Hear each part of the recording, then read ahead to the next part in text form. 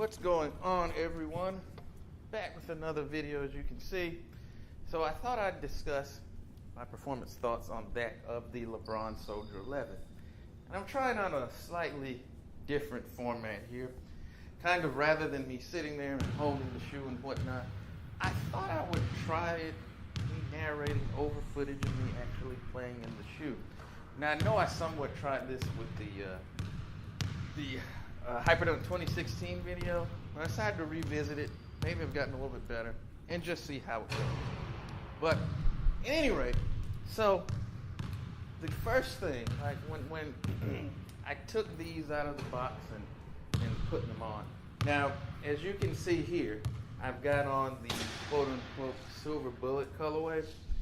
Now with these, you had to break these in. These weren't necessarily ready to go right out of the box, just because of the nature of the material of the upper. So now in this clip here, I'm wearing a different colorway of the LeBron Soldier 11. That's the black and red colorway. Now this colorway here has a mesh-based upper, and with this particular colorway, these are actually ready to go essentially right out of the box, and they didn't require any real break-in time. And I thought I would actually kind of illustrate that in this clip just because I had them on, just to kind of further illustrate the difference in between the two. Like I was saying, in that silver bullet colorway, that synthetic leather, man, it took really probably about 3 to 4 good wearings before I finally got them broken in and flexible and like I wanted them to be. So if you happen to consider picking this shoe up, be mindful of the colorway that you get, because different colorways and feature different materials, which could then have different performance attributes in terms of flexibility, fit, and things of that nature. Now, as far as the cushioning setup, you got a Phylon midsole, you've got zoom bags in the forefoot and the heel. It's pretty good cushioning all the way around. I found that the midsole on this one, it did not start off particularly hard, which made it for a much more comfortable experience initially, right out of the box. And even as you started to play in the shoe and the midsole would compress and everything, which would actually make it not only a more comfortable ride, because I could feel like I could sit down into the shoe more, but also as it did that, I could start to even perceive the benefits of the Zoom Air more than I could initially, which is not to say that I couldn't off the top. I actually could. You do actually get a good response feel to the Zoom airbag right out of the box.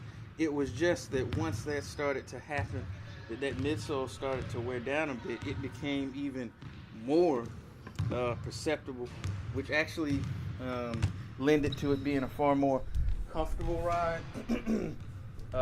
It's not like, and what I liked about this shoe is that not like in some shoes, like for instance in the KD8 for instance, whereas the effect of the cushioning was what I like to call muted. That wasn't the case with the 11. Now with the 11, you can feel it. You can feel most of your Zoom Air. I shouldn't say most. That's not the word that I want to use. But you can actually perceive and get a good feeling of it from the first wearing and all the way up to my last. Which despite the shoe not having any laces or it seeming to be more of a lightweight build, I'll say this is a cushioning setup that I foresee being adaptable and playable for a wide variety of players, all but perhaps maybe the biggest of the basketball behemoths out there. But I might even question that now with the I hate to use that term, but the evolution of the game and where it's going to, where you don't have as many big burly bruisers out there as you did at one time. Even the big guys may want to test out the Soldier, at least from an underfoot perspective, to see how they like it, and it may actually surprise them, this shoe being able to actually deal with the cushioning load that they would require. Now, as I've already kind of started to dip into that area, which is fit. Now, the fit was actually better than I thought it would be. Now they kind of, it's kind of an evolution of what was going on with the 10, where you had the 3 straps. This one has 4, and it's kind of built on that same model. What I liked about this one, and this extends even to both colorways, was that you actually had really good fit even without the laces. The straps are elastic, so you can actually wrap it around if you have a wider or perhaps a narrow foot. So it's going to help you, it's going to help accommodate those particular anatomical differences that we all have. So, and even with it being Velcro, and even as my Velcro got gummed up a little bit just from the rigors of life with, you know, lint and all that stuff, it didn't degrade the ability of the strap to hang on to that Velcro. Like, it never popped off or anything. Once you lashed that joker down where it was supposed to be, it didn't move. And another thing with this strap system that you would have to be particularly careful of from a design standpoint was not to make a shoe that felt like a cast on your foot, or that made you want to drag your foot, that didn't allow the foot to flex depending on how those straps fall across your foot. And so with the Soldier 11, that was not an issue. It really was kind of the best of both worlds in that aspect, in terms of being able to lock your foot down using this non-traditional system in terms of having no laces without really making it feel uncomfortable or inflexible, or, you know, giving you a dead feeling where perhaps you may have to strap the shoe down too tight. Overall, the fit was really good, both in terms of lockdown, which I know I've kind of spent a lot of time on, but I just really want to drive that point home in case some people had some trepidation about, you know, buying a shoe without laces or anything of that nature.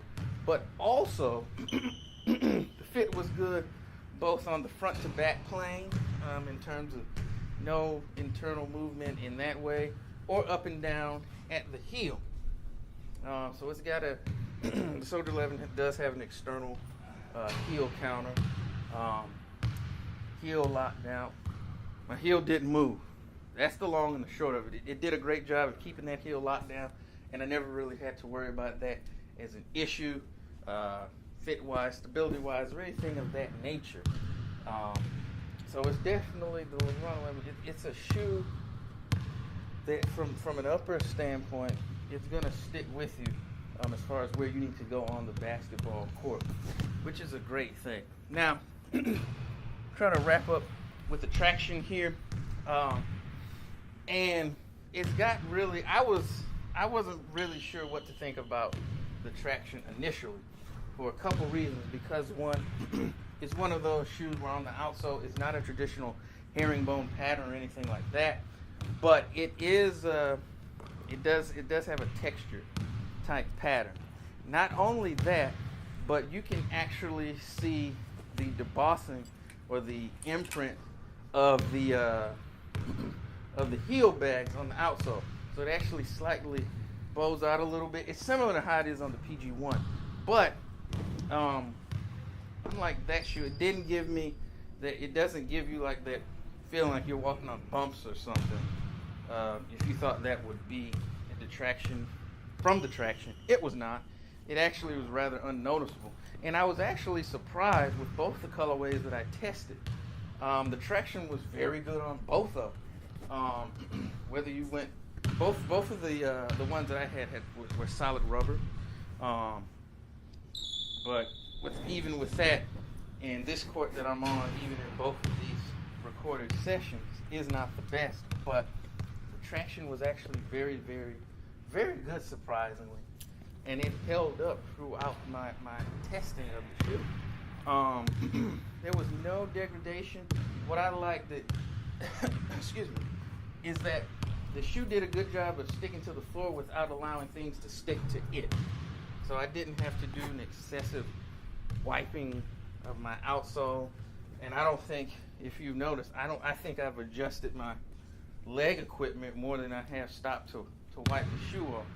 Which, my adage on this is anything that if I have to focus on what my shoe is doing or not doing, that means I can't focus. That's taken away from the focus of what I need to do when you're out there on the basketball court. That, with the LeBron 11, I keep wanting to say LeBron 11, the Soldier 11 was not an issue. So the traction was really good. So, again, be mindful of that if you do have that type of game that requires quick darts and cuts and things of that nature. This is a shoe that definitely you should keep in mind because it's going to be able to hold up in that regard. So, really, in conclusion, in wrapping up, I found the LeBron Soldier 11 a very, very solid shoe. It's a very solid addition to the Soldier line. It's continuing that kind of turn that the line has made from to being a less bulky, a more lightweight shoe. Because if you've played, in some of the other Soldiers, particularly culminating in the 9, was a very bulky, I thought, heavy shoe. And starting with the 10 and even moving on into the 11, what you're seeing is them kind of streamlining and cutting a lot of the excess bulk out while still retaining a lot of the structural devices in place to help it remain a solid, well-fitting, well-built, all-around basketball shoe. So, if you're, and right now, you can probably get the shoe actually at a good price. It's probably on sale at a lot of locations. Looking for a shoe that's going to perform well in the areas of fit, cushioning, traction, without breaking the bank. It's fairly well built, and it's probably going to hold up for you for a season. I would definitely recommend you taking a look at. As far as negatives, there aren't really any glaring negatives that I saw. It's just an all-around solid shoe. It does a lot of things very well, and I definitely think it's a shoe that you'll be happy with. So that concludes my performance assessment of the LeBron Soldier 11. I'll be back with more videos because I've got a backlog of videos that I did and never posted. So be sure to stay on the lookout for those. If you haven't not already subscribed, make sure you hit the notification bell so whenever I do drop a new video, you can be among the first to get it hot off the grill with the steam, the grill marks, and all that good stuff. But I'll be back with more videos real soon. Thanks for watching.